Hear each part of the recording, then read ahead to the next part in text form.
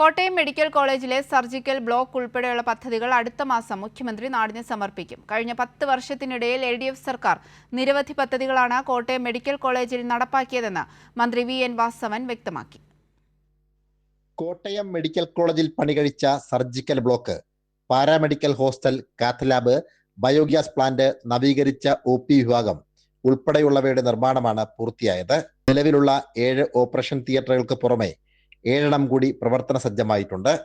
ബാക്കിയുള്ള ജോലികൾ കൂടി എത്രയും വേഗം പൂർത്തിയാക്കി പ്രവർത്തന സജ്ജമാക്കാനുള്ള നടപടികളാണ് പുരോഗമിക്കുന്നത്. ഈ പദ്ധതികളുടെ ഉദ്ഘാടനമാണ് മുഖ്യമന്ത്രി നിർവഹിക്കുക. 1ഉം 2ഉം പിണറായി സർക്കാരിൻ്റെ കാലഘട്ടത്തിൽ കോട്ടയം മെഡിക്കൽ കോളേജിന് വിസ്മയിപ്പിക്കുന്ന രൂപത്തിലുള്ള വികസന പ്രവർത്തനങ്ങളാണ് നടന്നിട്ടുള്ളത്.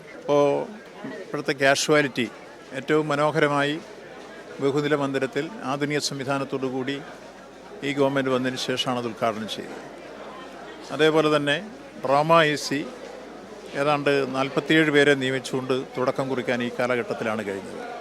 ഇവിടെ ഇപ്പോൾ മനോഹരമായ OP സംവിധാനങ്ങളെല്ലാം കൃത്യമായി നിർവഹിച്ചു കഴിഞ്ഞിരിക്കുന്നു. ഇതുകൂടാതെ സർജിക്കൽ ബ്ലോക്ക് ഇപ്പോൾ പണി തീർന്നത് 565 ബെഡും 14 ഓപ്പറേഷൻ തിയേറ്ററുമാണ് അതിലുള്ളത്. അതോടുകൂടി പഴയ കെട്ടിടങ്ങൾ പൊളിച്ചു കളഞ്ഞതിന് ശേഷം പുതിയ മന്ദിരത്തിലേക്ക് ഇപ്പോൾ പ്രവേശിപ്പിച്ചു കഴിഞ്ഞു.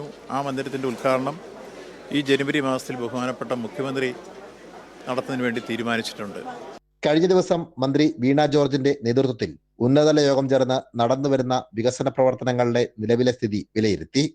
മന്ത്രി VN വാസവനും വകുപ്പ് തല മേധാവികളും യോഗത്തിൽ പങ്കെടുത്തിരുന്നു. സാംജിത് ആർപ്പൂക്കരയ്ക്കൊപ്പം സനോജ് സുരേന്ദ്രൻ, കൈരളി ന്യൂസ്, കോട്ടയം.